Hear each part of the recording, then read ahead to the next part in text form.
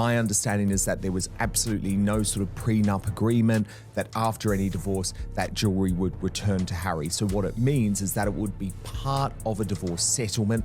Would Meghan want to keep it though? That's the question. I think it's unlikely. You called it. You were right. Today, everything collapses. Harry's marriage is ending. His money's completely gone. The prenup bombshell proves you understood this better than anyone. What happens next will shock you so badly that Palace can't recover. Don't stop watching. The final revelation destroys everything. The biggest question surrounding Prince Harry right now is not just about money, marriage, or the palace. It is about whether a series of decisions that once looked like freedom are now creating the biggest crisis of his life. Behind the polished appearances and carefully managed statements, critics are asking whether the choices that took Harry away from royal life have created consequences he never expected. And now, one issue keeps coming back into the spotlight: the question of what Harry gave up, what protections he may have ignored, and whether the things he believed would secure his future could actually become the very things creating pressure around him. Does Harry sudden want to get back into the royal fold and return simply because if the marriage ends, where else is he going to go? He's not staying in the States. He's going to want to go home at his convenience, of course.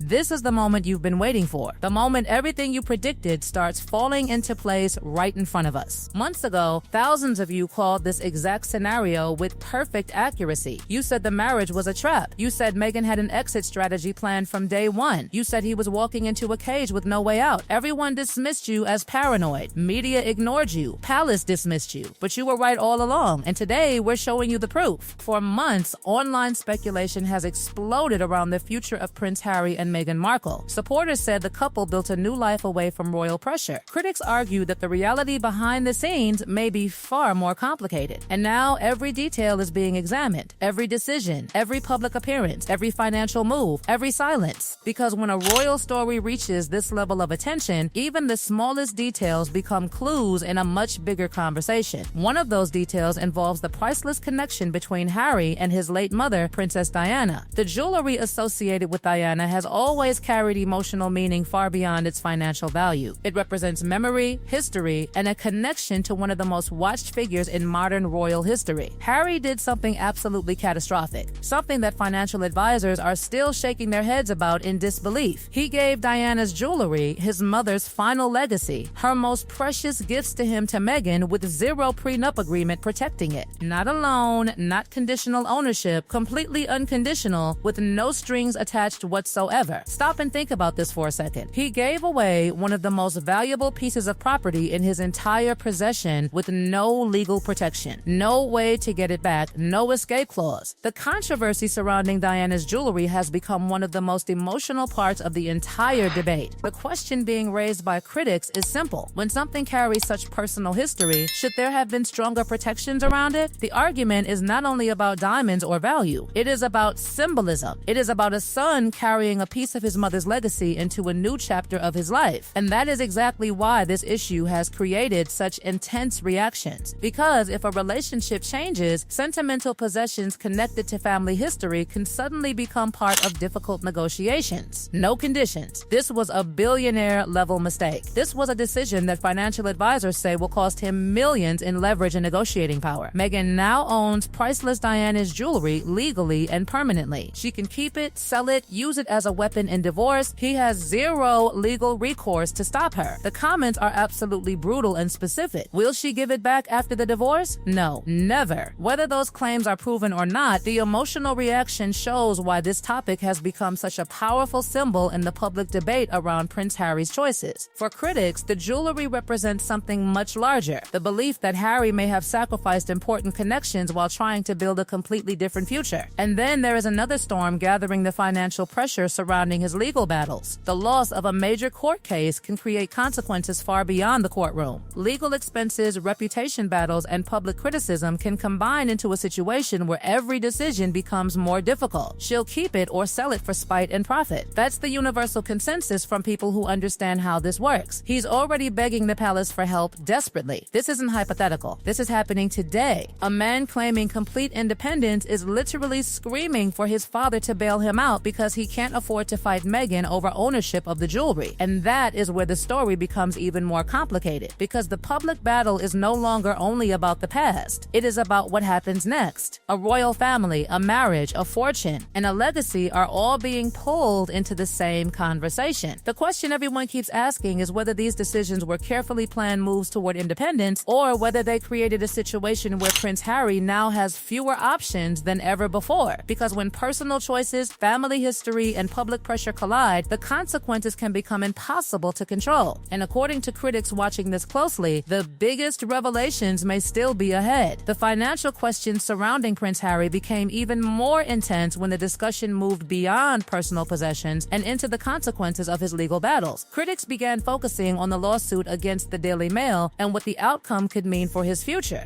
A courtroom defeat does not simply end when the judgment is delivered. The aftermath can follow someone for years through costs, reputation damage, and the pressure of rebuilding. The controversy grew when attention turned toward the reported legal expenses connected to the case.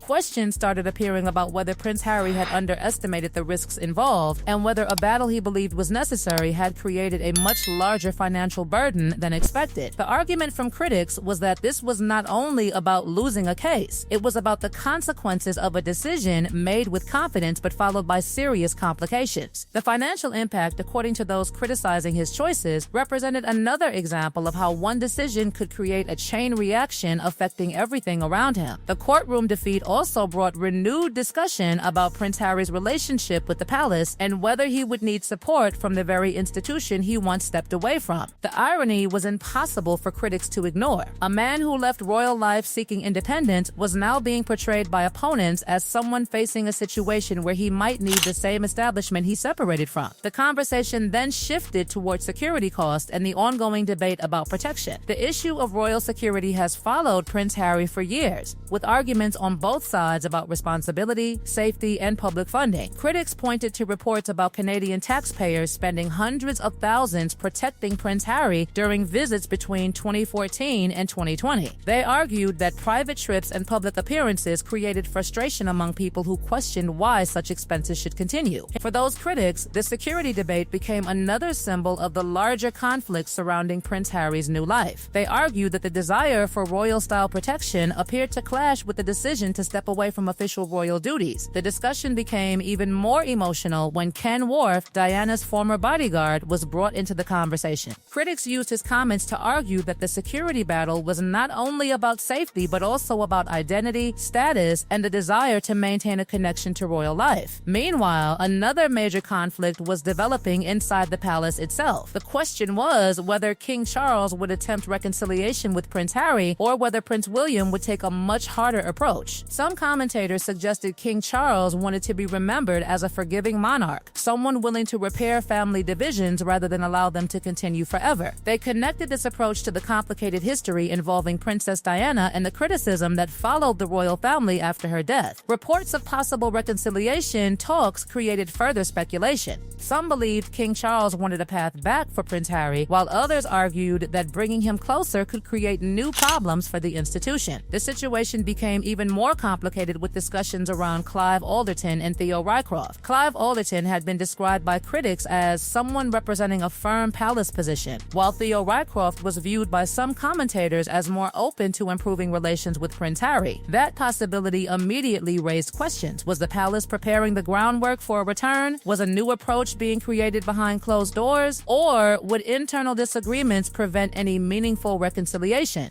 The biggest divide appeared to be between King Charles and Prince William. While King Charles was portrayed as someone seeking healing, Prince William was described by critics as focused on protecting the future of the monarchy. And that conflict became the center of the entire story. One side wanted reconciliation, the other wanted boundaries. The question now hanging over the royal family is whether Prince Harry's future will be shaped by forgiveness or consequences, because every decision made from this point forward could determine not only his personal future, but also his place within the institution he once walked away from.